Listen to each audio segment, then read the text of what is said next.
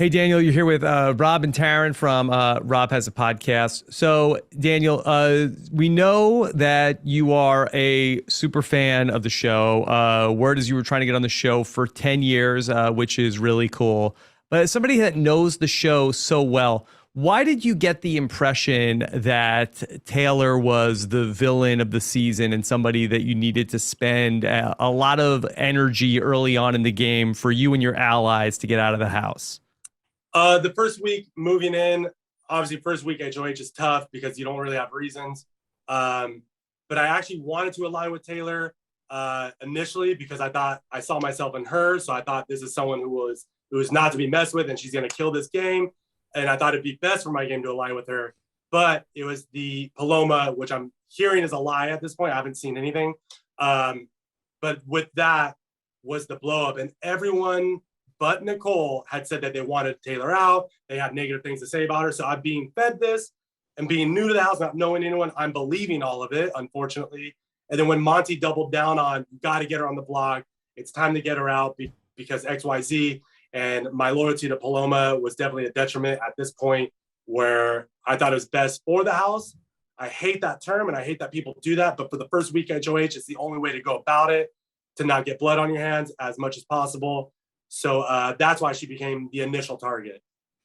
Throughout the rest of the time in your house, though, in the house, though, for you, there was a lot of talk about Taylor from you, to the point where Taylor said in the house that just sort of like being around you, being in your presence, causing her anxiety. Monty, who was initially on board with targeting Taylor, eventually came around on it as well and felt that you had gone too far. What was it specifically that Taylor was doing that was causing you to behave in that way? Ultimately, it was my loyalty to Nicole and Paloma that was my detriment, and my failure in the game. Although you need to find those people to put your loyalty and trust into, unfortunately, my emotions got a hold of it as well, where being told these lies, again, it's only what I know in the house and what I'm being told and what I see, but thinking or feeling and knowing that she was going after Paloma and then Nicole. So two people I was aligned with and felt very strong connections with, that led me to these emotional breakouts, which is terrible for Big Brother. I thought I could remove that going into the house. Unfortunately, we're human and I couldn't, and it just got worse because you're in this pressure cooker.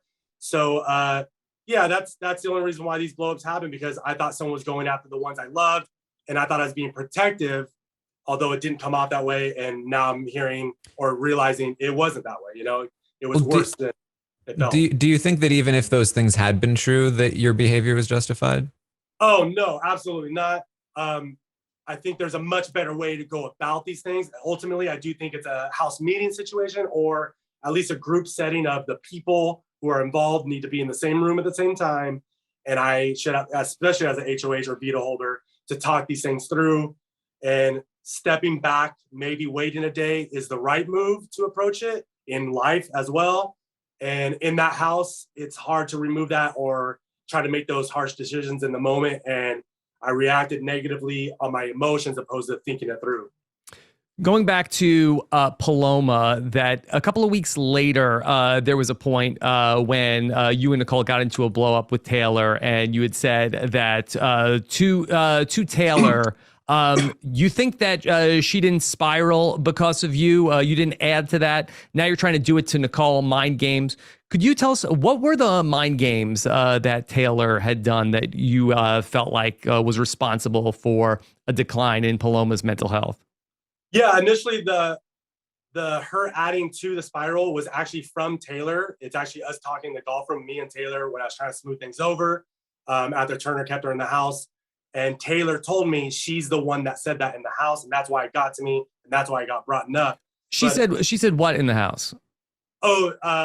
When I read the letter about Paloma leaving, she had told some of the house guests I might be the reason that she went home or that she spiraled.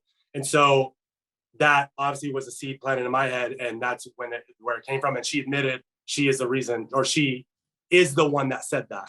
And I was like, oh, then it makes sense that people will come to me with that information and why I would feel that way in the moment, Sorry, you had another part of the question I wanted to answer. What was the second part? Just that.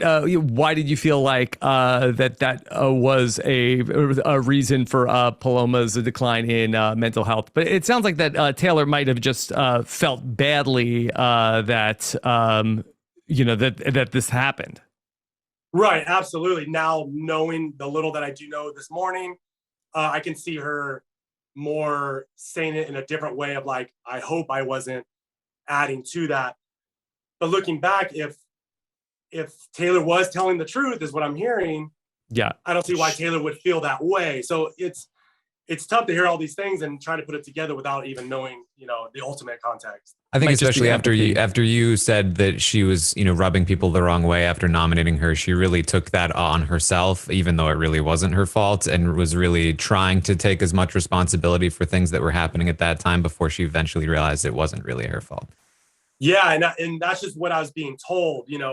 When people said to put her up on the block and get her out of the house, whether they're lies or true, I was being fed what people thought of her and that they wanted her out of the house, outside of Nicole being the only one who wanted to keep her. You did talk about a lot of former house guests. Is there somebody that you felt like you were trying to emulate or that you played like the most? I do not think so at all. We're all different humans. I respect and look up to the legends. In no way do I compare myself to any of the icons, especially Dr. Will or Dan or any epic players, because I am nowhere near their level. They're great at removing emotion. I am not. And I knew going into this game, I love them, but I'm a different person and it will be my own game. Unfortunately, the emotion got me, and that is now my story. Okay. Daniel, thanks for making time to talk with us and sitting through all these interviews. All right. All the best outside the house. Okay. Thank you. Appreciate it. Okay. Bye.